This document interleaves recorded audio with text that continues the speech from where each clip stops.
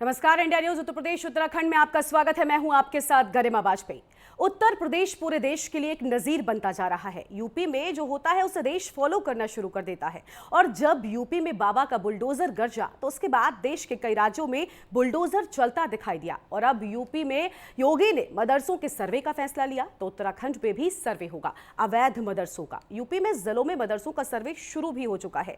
12 बिंदुओं पर सवाल होंगे, जांच होगी। तो यूपी में सर्वे पर सियासत भी हुई है। मायावती ने कहा कि यह बीजेपी के तुष्टीकरण की राजनीति का एक हिस्सा है, तो वहीं ओवैसी ने भी जमकर निशाना साधा है। और इन तमाम सवालों के जवाब देने के लिए हमारे साथ आज खुद मौजूद हैं यूपी सरकार के युवा चेहरे, अल्पसंख्यक कल्याण राज्य मंत्री दानिश आजाद अंसारी साहब। अंसारी साहब, आपका बहुत स्वागत आज इंडिया न्यूज उत्तर प्रदेश उत्तराखंड पर। आप एक युवा चेहरा है, युवाओं का प्रदेश कहा जाता है उत्तर प्रदेश को, तो मुझे उम्मीद है कि आप आज सारे सवालों का जवाब देंगे। सबसे पहला सवाल मैं आपसे यही जानना चाहूंगी कि देखिए यूपी सरकार क्या कुछ कर रही है विकास को लेकर, क्योंकि फिलहाल सबसे बड़ी चीज जो है वो शिक्षा हमें नजर आती है। सर्वे भी हो रहा है, लेकिन विकास के लिए क्या कुछ हो रहा है, डेवलपमेंट और एजुकेशन के लिए क्या कुछ हो रहा है? मैं चाहती हूँ सबसे पहले बात उसी की होनी चाहिए।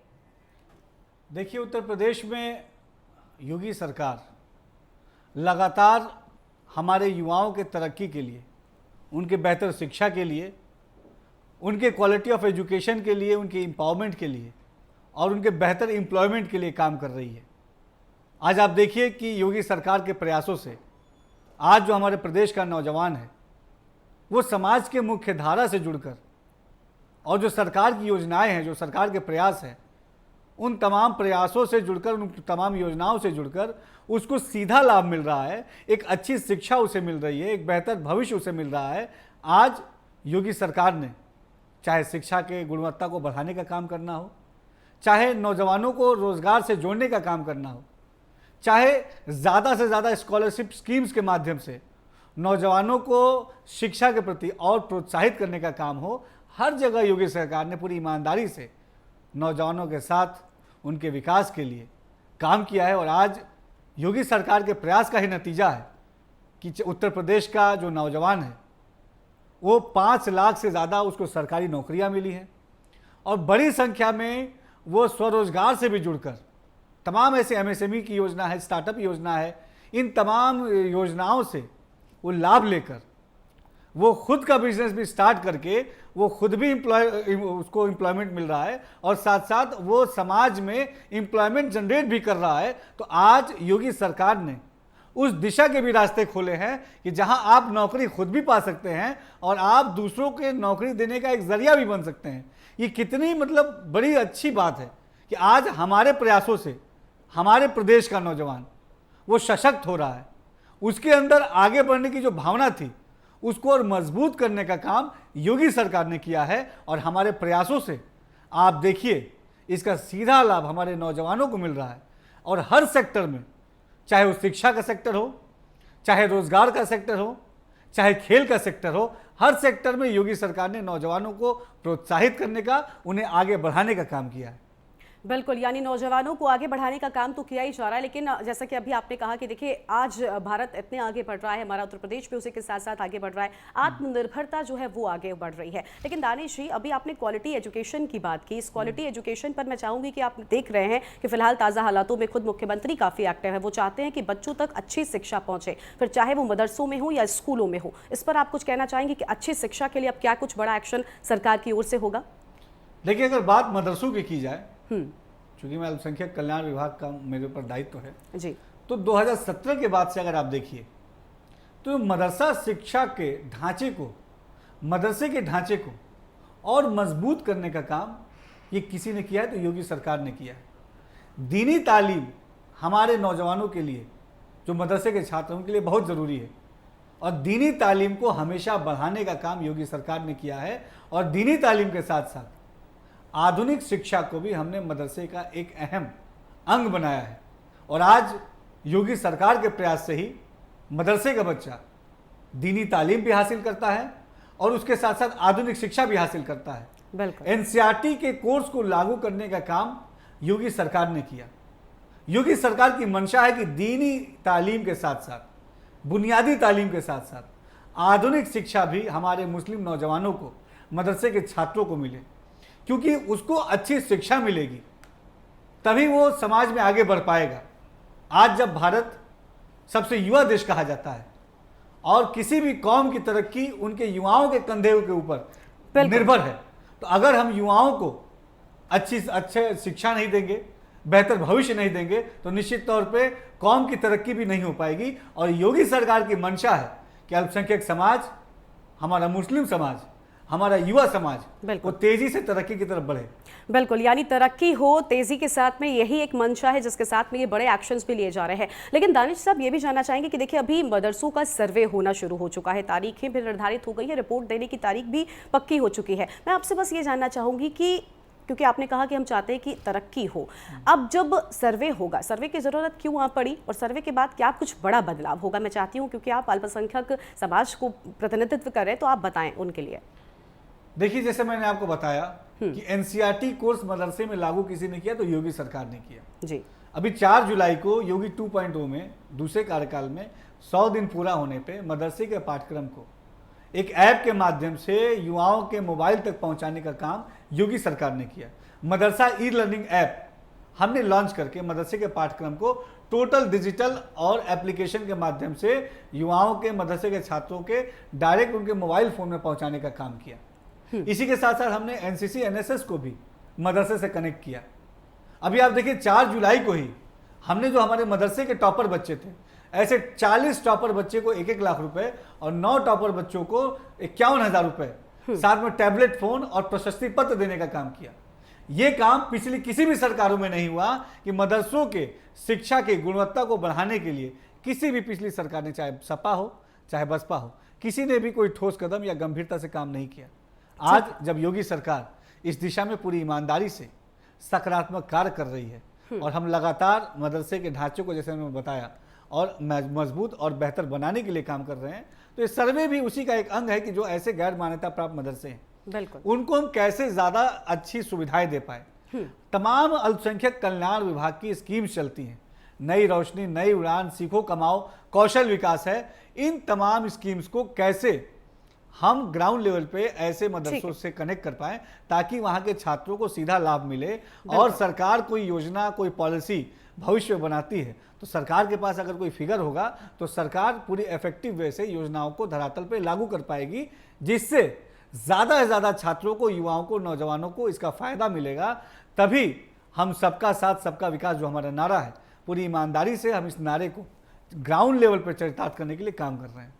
बिल्कुल बिल्कुल, देखिए आपने बता दिया कि मंशा क्या है इस सर्वे के पीछे और क्या कुछ निकल कर सामने आएगा इस सर्वे के बाद, वो भी आपकी ओर से बताया गया। देखिए, आप कह रहे हैं कि सरकार बेहतर काम कर रही है और वो नजर आ रहा है, लेकिन साथ ही साथ एक वर्ग ऐसा है, एक है ऐसा सेक्टर जो उसको अभी भी लगता है कि उसे कॉन्फिडेंस में नहीं लिया जा रहा है। उन्हें लगता है कि अभी भी कहीं ना कहीं उन्हें टारगेट कर कुछ चीज़ें होती हैं। ऐसे में क्या आप कुछ कहना चाहेंगे इस पूरी चीज़ पर? हमारा टारगेट विकास है, हमारा टारगेट उन्नति है, हमारा टारगेट समाज में भाईचारा कायम करना है, हमारा टारगेट समाज में एक ऐसा समाज बनाना है, उत्तर प्रदेश को एक ऐसा प्रदेश बनाना है जहां जिस जाति, धर्म, मजहब के लोग, चाहे वो किसी जाति, धर्म, मजहब के हों, सब कोई सुकून से, भाईचारे के साथ, एक दूसरे के साथ मिलजुल कर रहें और विकास की तरफ आगे बढ़ें। सबका विकास हो ये सुनिश्चित करें और हमारे सबके प्रयास से अपने समाज को आगे ले जाएं। समाज के एक एक जन का समाज के तरक्की में योगदान रहे, ये हमारा टारगेट है और हम पूरी ईमानदारी से सकारात्मक टारगेट के साथ अपने समाज को आगे ले जाने के लिए काम कर रहे हैं। ठीक है, यानी सबका साथ और सबके विकास की बात आप कर रहे हैं। लेकिन दानिश साहब, एक सवाल मेरा है कि जब मदरसों को सुविधा, तो आखिर मौलाना है उनको दुविधा क्यों है? क्योंकि कई जगह पर आपने देखा होगा सर्वे के बाद बहुत सारी लोगों ने आपत्ति जताई, सवाल खड़े किए। क्या आप उन सवालों के जवाब देना चाहेंगे? क्या आप कुछ ऐसा कहना चाहेंगे? क्योंकि आप एक ऐसे पद पर बैठे हैं जहाँ पर लोग आपको सुनेंगे, आपको समझने का भी प्रयास करेंगे। मैं चाहती हूँ आप उनसे कुछ कहें। नहीं, हमारे किसी भी समाज के व्यक्ति को कोई दिक्कत नहीं है। कई लोगों ने कुछ सवाल थे, प्रश्न थे जिन्होंने पूछा, उनको बताया गया, सबको समझाया गया और सबको ही चाहता है, ये सबकी सोच है कि हमारे कौम के नौजवान आगे बढ़ें, उनकी तरक्की हो, अच्छी शिक्षा मिले और उनका बेहतर भविष्य हो। ये सबकी सोच है और योगी सरकार इसी सोच के साथ आगे बढ़ रही है और हम सबको साथ मिल के आगे बढ़ाएंगे। ये हमने संकल्प लिया है, ये हमने वादा किया है और हम पूरी ईमानदारी से समाज के एक एक जन के तरक्की के लिए काम करेंगे। सब कोई विकास की तरफ आगे बढ़े ये सुनिश्चित करेंगे और हम सब मिलजुल कर अपने उत्तर प्रदेश को उत्तम प्रदेश बनाएंगे। बिल्कुल, उत्तर प्रदेश बने, यही पूरे प्रदेश की जनता की मंशा भी है और इसी पर सरकार अगर काम करे तो बहुत बेहतर होगा। लेकिन दानिश साहब, अभी आपने एक सवाल के जवाब में बसपा और सपा का नाम भी ले लिया था, तो मैं चाहती हूँ कि अब जब आपने इंगित कर ही दिया है, देखिए इस पूरे सर्वे को लेकर हमने देखा कि पूरी तरह से विपक्षी पार्टियां आप पर बड़ी हमलावर नजर आई। उन्होंने इसे मुद्दे के तौर पर देखा। मायावती जी जो आमतौर पर बीजेपी के समर्थन में बोलती थी, इस बार तो वो भी बोल पड़ी कि भाई ये तो तुष्टीकरण की राजनीति है और टारगेट किया जा रहा है। क्या इन विपक्षियों को कुछ इन पर कुछ कहना चाहेंगे? इनकी बयानबाजी पर आप कुछ कहना चाहेंगे? देखिए, मुझे किसी को कुछ नहीं कहना है, हमारे काम का आकलन करें आप। मैंने जैसे बताया 2017 से लेके और 2022 तक योगी सरकार का जो पहला कार्यकाल था, और 2022 से लेके अब तक लगभग 6 महीने हो चुके हैं। इस कार्यकाल में हमने अल्पसंख्यक समाज के तरक्की के लिए लगातार ईमानदारी से काम किया है। हमारी मंशा पूरी तरीके से ईमानदार है कि हम अपने समाज को आगे ले जाएं, सबको वो मौका मिले जिससे सबका विकास सुनिश्चित हो सके, और हमारा लगातार यही प्रयास है और हम इसी दिशा में काम करते हैं कि हम एक ठोस विकास पहुंचाएं सब तक, और जो जिसका अधिकार है, अच्छी शिक्षा, अच्छा रोजगार, अच्छी जीवन शैली, ये सबका अधिकार है, और इस अधिकार के लिए योगी सरकार पूरी ईमानदारी से काम कर रही है। और हम सब मिलजुल कर, जैसे मैंने बताया है, कि अपने समाज को आगे ले जाएं, यही हमारा प्रयास है, और हम सब सार्थक मन से एकजुट होकर अपने देश के विकास में अपनी भूमिका निभाएं, अपनी जो है हम उस दिशा में काम करें जिससे हमारे समाज तरक्की की तरफ बढ़े, यही हमारा मंशा है। बिल्कुल, देखिए हम भी चाहते हैं कि हर समाज का हर एक व्यक्ति आगे बढ़े, क्योंकि उसी के साथ प्रदेश और देश आगे बढ़ता है। लेकिन दानिश साहब, एक बात मुझे याद आ रही प्रधानमंत्री मोदी की, जब उन्होंने साफ किया था कि हम चाहते हैं कि हमारे मदरसों के बच्चों के हाथों में एक हाथ में कुरान हो और एक हाथ में कंप्यूटर, वो दिन कब आएगा? क्या उस राह पर किस तरह से काम हो रहा है? माननीय मोदी जी के मार्गदर्शन में योगी सरकार उत्तर प्रदेश में अल्पसंख्यक समाज के तरक्की के लिए लगातार सकारात्मक भाव से काम कर रही है। और जो मोदी जी ने कहा था कि हमारे मुस्लिम नौजवानों के एक हाथ में कुरान शरीफ हो और एक हाथ में लैपटॉप यानी टेक्नोलॉजी यानी विकास हो, उस दिशा में योगी जी काम कर रहे हैं। और अभी जैसे मैंने बताया कि 4 जुलाई को हमने जो मदरसे के टॉपर बच्चे थे, आप सोचिए 40 टॉपर बच्चों को 1-1 लाख रुपए हमने देने का काम किया, 9 बच्चों को 51,000 रुपये दिए, सबको टैबलेट फ़ोन दिए। तो ये उसी दिशा में हम स्टेप बाय स्टेप चल रहे हैं, और हम अपने नौजवानों को सशक्त बनाएं, अच्छा शिक्षित बनाएं, ताकि वो इस काबिल बने कि उनको अच्छा रोजगार भी मिले और वो बेहतर भविष्य से भी जुड़ सके। उनको तरक्की की तरफ ले जाना ये योगी सरकार की प्राथमिकता है, और योगी सरकार ईमानदारी से अपने नौजवानों की तरक्की के लिए काम कर रही है। बिल्कुल बिल्कुल। लेकिन दानिश जी, सर्वे की पूरी तरह से सारी चीज़ें तैयार हो चुकी हैं, क्या लगता है सर्वे के बाद कितना बड़ा बदलाव देखने को मिलेगा? क्योंकि आप लगातार तरक्की की बात कर रहे हैं, तो मैं चाहती हूँ कि आप ये बताएं, ताकि जो जनता है, जिनके मन में कुछ सवाल रह भी गए हैं, वो सवाल पूरी तरह से निकल जाएं और साफ मंशा आपकी जो है वो उन तक पहुँचे कि भाई हम सिर्फ और सिर्फ तरक्की के लिए काम कर रहे हैं।